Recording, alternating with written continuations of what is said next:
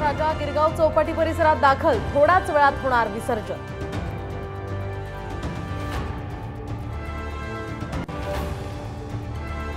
पुण्यातील मानाच्या 5ही गणपतींचं विसर्जन, मात्र सार्वजनिक गणपतीचं विसर्जन अजूनही सुरूच।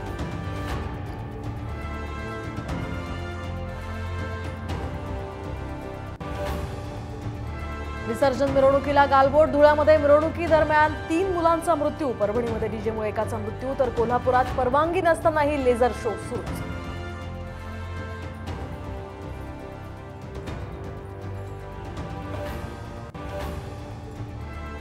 बाप्पा आमचा स्ट्राईक रेट वरतीच ठेवणार, देवेंद्र फडणवीसांचं विधान, तर सामान्य जनतेच्या हिताचे निर्णय घेतल्याचा शिंदे फडणवीसांचा राऊतांवर पलटवार।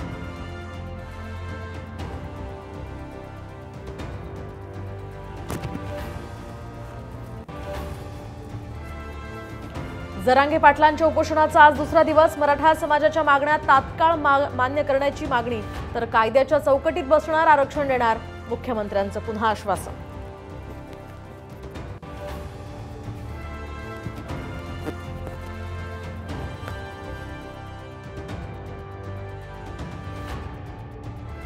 अठरा वर्षांखालील युजर्सच्या इंस्टाग्राम अकाउंटवर आता पालकांचं नियंत्रण, मेटाचा नवीन नियम लागू।